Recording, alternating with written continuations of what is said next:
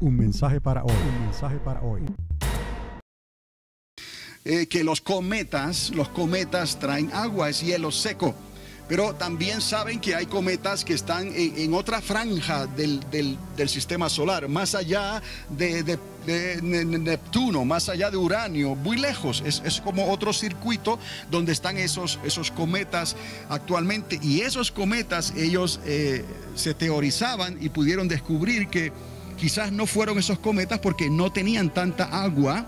El agua que como conocemos nosotros, ¿no? Es H2O, ¿no? Hidrógeno con oxígeno. Entonces hay agua que es pesada. Tiene que ser agua H2O, agua 2 de hidrógeno y 1 de oxígeno para que sea el agua que sustenta la vida. Esa es agua normal de aquí de la Tierra. Son los cometas de por allá lejos traen otra densidad de agua. En lugar de H2O traen otra composición de agua pesada. Entonces descartaron eso, pero hace poco descubrieron otra franja donde se están moviendo otros cometas más cerca del planeta Tierra. Entonces esos sí cometas pudieron están relacionados cuando la Tierra se fue formando. La segunda teoría, después de esto que le he dicho, es entonces que estos cometas más cercanos fueron los que golpearon la Tierra en un momento dado para ayudar a que se cargara de agua. El asunto es que la ciencia todavía está debatiendo cómo el agua se formó y nosotros sabemos, por eso les digo que estamos adelantados y ellos están un escalón pisándonos los talones. Pero esto es imposible de probar porque esto no se puede probar. Esto tiene que aceptarse por la fe. Ellos están probándolo, ¿me explico? Pero eso también es una desventaja para ellos, porque nosotros, ignorantes quizás nos llaman ellos en este sentido, por la fe ya hemos vislumbrado esta realidad, porque Dios habló y Él creó. Y una vez introducimos al arquitecto del universo en nuestra fórmula, la fórmula que Él nos dio, la suma de la palabra es la verdad. Entonces el pueblo de Dios puede creerle a Dios en realidad sin ningún problema. Simplemente la ciencia está confirmando, tarde, pero está confirmando lo que ya Dios había dicho. Y la misma palabra nos recuerda también que el sabio Salomón dijo: no hay nada nuevo bajo el sol. Nosotros estamos bien, vamos bien, solo necesitamos una medida de fe. Y luego que podamos entonces creerle de esta manera, creerle a Dios, que lo podamos hablar confiadamente. Aunque digan ustedes no saben lo que están diciendo, bueno, en realidad el tiempo lo dirá. Vamos a utilizar la palabra de Dios y vamos a creer que en lugar de que el universo se comenzó a formar por casualidad, quizás al azar, como dicen ellos, nosotros mejor preferimos creer que fue una partícula de Dios. ¿Por qué una partícula de Dios? Porque Dios es luz, es un atributo de Dios. Entonces ese estallido inicial, eso nosotros podemos considerar que quizás lo que ocurrió fue que Dios permitió que una partícula de su luz, de sus atributos, estallara de esa manera para Él crear el universo. Ahora, de que hay otras dimensiones en esa creación, eso también es posible, pero no lo negamos. Pero eso nos va a ayudar más adelante a entender entonces cómo se puede viajar en un espacio increíblemente grande y que tenga sentido lo que estemos diciendo, como el arcángel Miguel podía viajar para ayudar a Gabriel, como los ángeles se mueven en ese vasto espacio sideral. Y como hablan de días, de 21 días, cuando sabemos que si aún estuviesen viajando a la velocidad de la luz, que es la constante que existe en el universo, la velocidad de la luz, no se puede viajar en el tiempo que se menciona en la Biblia y en el tiempo que nosotros podemos entender. Más adelante vamos a tocar ese asunto de otras dimensiones, porque nos da una posibilidad de cómo quizás es que Dios permite que viajen los ángeles. ¿Y qué fue lo que le dijo Dios entonces a su siervo Juan en la isla de Patmos cuando le dijo: sube acá, Juan? Y al instante, dice la misma palabra, al instante Juan estaba allá en el trono de Dios. Entonces, considerando lo que dijo Pablo de 3 cielos, entonces entendemos que hay un cielo definido, uno, hay un segundo cielo definido y hay un tercer cielo definido. Y nosotros podemos decir entonces que el lugar donde Dios define la eternidad puede ser un cielo, pero quizás ese lugar no está disponible para la creación, ¿no? Porque es un lugar donde está la luz inaccesible de Dios. Entonces les dije también que el universo puede ser considerado como otro lugar, pero nos dimos cuenta que en lo grande del universo solo se manifiesta un 5,5% de luz. Entonces, ¿dónde está esa luz? ¿Dónde está Dios? Porque Dios es luz. Y claro, habíamos hablado desde un principio que Dios, desde su lugar, quizás ahora, quizás puedan comprender mejor, desde este lugar, Dios entonces crea el universo. Que Dios está fuera del universo cuando Él crea el universo. No que Dios no pueda estar en el universo, porque Dios es omnipresente. Pero en el momento de la creación, Él desde acá, Él crea hacia allá. Y Él, digamos, desde acá, la eternidad, Él decide crear hacia allá el universo. Entonces ya tenemos aquí un cielo, pudiéramos decir, pero que no hay luz, porque la única luz que se manifiesta entonces en un universo tan grande que ya está siendo medido en espacio y distancia, es solamente un 0,5%. Y esas son las galaxias que les dije, las estrellas, los planetas y otros metales más pesados que se encuentran en el universo, pero que todo lo demás entonces es energía oscura y materia oscura. O sea que hay una gran cantidad, un porcentaje enorme de cosas que no se ven. Entonces, eso nos ayuda a entender entonces que Dios se está manifestando a través de toda su creación, claro está, pero Dios tiene un lugar que se llama su eternidad, y Dios creó también un lugar que se llama el universo, y dentro de ese universo estamos nosotros, y que Dios transportó a Juan desde el planeta Tierra, dentro del universo, y lo llevó a un lugar posiblemente entonces entre la eternidad de Dios y el universo creado. ¿Por qué? Porque ahí había luz. Y les dije por qué. Apocalipsis nos dice claramente que Juan vio el mar de cristal, vio el prisma, y también vio el arco iris, los 7 colores que componen a la luz. Cuando la luz, un rayo de luz pasa por un cristal, por un prisma, entonces se manifiestan los 7 colores los 7 colores del arco iris que está en el libro de Apocalipsis. Pero eso nos enseña entonces que Dios está ahí porque Él está en el trono, está diciendo, ahí estaba el Señor, estaba un mar de cristal y Él vio un arco iris también sobre el trono. Estamos viendo entonces que parece ser que hay una franja, un lugar que quizás se pueda denominar como el tercer cielo entonces, donde está el trono de Dios, y ahí sí hay entrada para la creación angelical de Dios. ¿Cuál es esa creación angelical de Dios? Los ángeles, la creación que no se rebeló contra Él. Tenemos un lugar, una franja, un lugar, otra dimensión tal vez, donde ahí está el trono de Dios, y es el lugar a donde Juan fue llevado en un instante. En cierta manera estamos viendo aquí un cielo, estamos viendo otro cielo que es la eternidad de Dios, inaccesible, porque dice que su luz es inaccesible, dice el apóstol. Y entonces una franja de espacio entre esta creación y la eternidad de Dios. Entonces eso nos ayuda a entender entonces tal vez un poco mejor cuando estamos leyendo y tratando de entender algo que para algunos es inexplicable, pero tiene que ser explicable, porque si no, Dios no lo hubiese dejado así para que su pueblo, la iglesia, lo entendiera y pudiera compartirlo a otros, que es lo que Dios quiere, no queriendo que ninguno se pierda, sino que procedan al arrepentimiento. Como decía el apóstol Pablo también, que aún la misma creación habla de un creador. No tendrán excusa, porque la misma creación habla de un arquitecto del universo.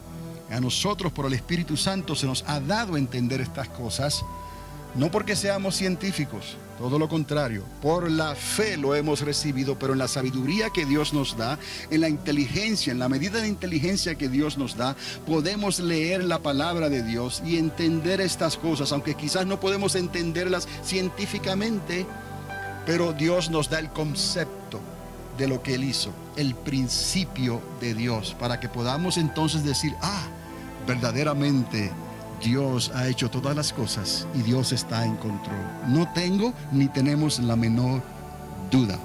Entonces, esto se los digo para que podamos entonces acercarnos a estas diapositivas ahora y de alguna manera entonces vamos a tratar de comprender esta expansión de tiempo que casi alcanza 14 billones de años. Ocurre ese gran estallido en un instante que ya les dije casi no se puede medir. Y entonces, ¿qué pasó en ese momento de ese estallido? Lo que la ciencia ha descubierto y hasta el momento y están probando estas teorías es lo siguiente, que como les dije, en ese periodo de tiempo, y no es que quiera ser ahora demasiado preciso en lo que les estoy diciendo, pero cuando les hablé de ir de punto cero en unidad, un volumen, digamos, añádele a ese 1 78 ceros. Ahora estoy leyendo la cantidad exacta que les debía haber dicho, no 74, 78 ceros a la derecha. Esto es volumen, expansión, así, en una fracción de tiempo. ¿Qué fracción de tiempo fue esa? Ahora, entonces les hablé del segundo, pero es un segundo, es tan y tan rápido que ellos dicen que ocurrió en la diferencia que hay de un segundo con 33 ceros a la izquierda a un segundo con 32 ceros a la izquierda. En esa fracción de tiempo entonces ocurrió esta primera expansión. No que la expansión se detuviera, no, el universo continuó expandiéndose y creciendo hasta el día de hoy. Y aquí usted puede ver más o menos en tratar de entender esta idea de la expansión del universo desde este punto, ¿no? Siguió expandiéndose hasta el día de hoy. Ahora, lo primero que ocurrió entonces fue esa inflación. Como les dije, ya fue un crecimiento exponencial. Y de ahí entonces se pudo distinguir un universo que pudiéramos decir observable. Si hubiéramos estado ahí, en esa fracción de tiempo, ya se hubiese visto un universo observable.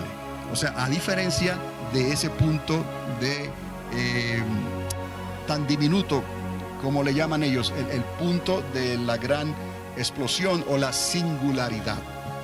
Ahora, ¿qué ocurrió inmediatamente después? Bueno, el ruido cósmico. He aquí ahora lo importante de estos dos hombres, de esos estudios que ellos hicieron en la década del 60 y de esas ondas o esas frecuencias de microondas. ¿Ves? Entonces, ellos descubrieron esto, que hoy en día ellos han podido, en cierta manera, hacer un mapa donde esos colores que usted ve aquí, diferentes tonos de amarillo, rojo, azul y azul oscuro, son cambios diminutos de temperatura dentro del universo. Entonces, esa información ellos la han utilizado para determinar que el universo entonces tuvo que un principio. ¿Dónde fue ese principio? Aquí. La ciencia dice que están tratando de probar qué fue lo que ocurrió, porque ellos, la mayoría, quieren probar que esto ocurrió al azar.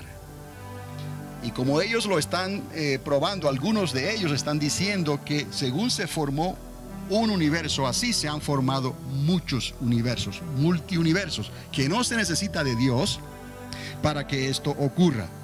Eso es lo que la ciencia quiere entonces probar. Pero nosotros por la fe sabemos entonces que Dios es el creador del universo. Ahora, entonces, la inflación fue lo primero que comenzó a manifestarse en esa expansión del universo hace casi 14 billones de años atrás, seguido de ese ruido cósmico ya a unos 400.000 millones de años, o sea, después del Big Bang. ¿Okay? Ese DBB quiere decir después de la explosión del Big Bang.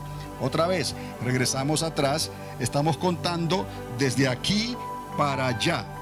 Entonces, 400.000 millones, estamos hablando de años, estamos hablando que ese ruido cósmico se manifestó de una manera que pudo ser detectado después de ahí, pero fue detectado en realidad en la década de los 60 por estos dos científicos que estuvieron haciendo experimentos con las microondas y las ondas radiales de radio. Entonces, después de ese ruido cósmico, ocurre lo que se llama una edad oscura. Ahora, es interesante notar esto, porque cuando vamos a Génesis, Dios está hablando de que en el principio creó Dios los cielos y la tierra. Y recuerda, es una historia que Dios hace de manera que Moisés la pueda entender para escribirla, y que nosotros y las culturas y la sociedad pudiera entenderla a través de los tiempos, ¿no? Entonces, que ya les dije que no es algo cronológico exacto, porque hay varias cosas que el mismo relato nos dice que nos demuestran que no pudo ser algo cronológico exactamente. Aunque sí, para Dios un día es como 1000 años y 1000 años como un día, y que sí pueden pasar los 14 billones de años que dice la ciencia. Pero en el mismo relato de Génesis, más adelante en el capítulo 2, se nos dice que la tierra no había llovido nunca sobre la tierra, que había un vapor que la cubría. Quiere decir que el sol y la luna no se podían ver. Mas sin embargo, cuando lees el relato de Génesis, en el 4º día, él dice que pues se formaron o se hizo la lumbrera mayor y la lumbrera menor, el sol y la luna. Entonces sabemos que el sol y la luna tuvo que formarse durante la creación del sistema solar.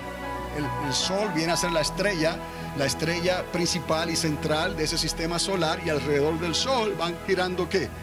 Los planetas, y alrededor de los planetas ellos tienen sus lunas alrededor, y la Tierra tiene una luna, que es la que mantiene el balance y la inclinación de la Tierra hacia el Sol, ¿no? Para que tengamos 24 horas, 12 y 12. ¿Entendemos? Por eso es que lo que les hablamos antes sobre la sincronización tiene que ser exacta. Hay desorden, pero hay orden. ¿Por qué? Porque la mano de Dios nunca se apartó de su creación. El estado de orden perfecto es la eternidad. La creación está en sincronización y en desorden porque está expandiéndose y creando. Hay violencia, ¿no? Pero hay orden también, hay sincronización, porque Dios, su mano está ahí. Entonces, Génesis, obviamente tenemos que entender que cuando se despejan los cielos, cuando llueve por primera vez, que se rompen las fuentes de los cielos, dice en el libro de Génesis, ¿no? Entonces llega un momento en que se disipan las nubes, el vapor, y se puede ver el arco iris por primera vez en la tierra. ¿Estamos? El arco iris, ahí la señal del pacto de Dios. Pero ¿qué significó eso también? Que entonces ahora podían ver directamente ¿qué? El sol. Y de noche podían ver directamente ¿qué? La luna. Y además de eso, ahora podían ver el sol y la luna. ¿Y qué más podían ver? Las estrellas del firmamento. ¿Ves? Entendemos ahora que para entender a Génesis tenemos que tomar esto en cuenta, que Dios mismo nos enseña que la tierra estaba de cierta forma y cambió después del diluvio. Y también nos dijo que Él le dijo a la tierra misma, produce. Y le dijo a las aguas, produzcan. Que le dijo a la tierra, produce ¿qué? Semillas, plantas, árboles, antes del hombre. ¿Y qué le dijo a las aguas? Produzcan ¿qué? Peces y monstruos marinos. ¿A quién se lo está diciendo? A las aguas. Es antes de Adán. Eso quiere decir que el sol estaba en su lugar, la tierra estaba cubierta de vapor y de nubes, pero no dependía necesariamente, directamente del sol. El sol estaba ahí, y la luna estaba ahí, y las estrellas estaban ahí.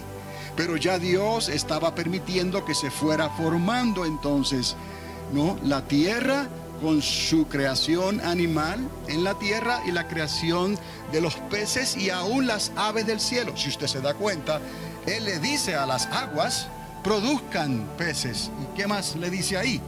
Aves del cielo. A las aguas, ¿me explico? No se lo dijo a la tierra, se lo dijo a las aguas. La ciencia está debatiendo todas estas cosas porque ellos encuentran partes de estos secretos de Dios, del polvo de las estrellas, de las bacterias, de los organismos, y ellos tratan de conectar todo esto con una mente humana equivocada, porque no quiere aceptar el designio ni los diseños de Dios, el arquitecto del universo, y por eso están dando contra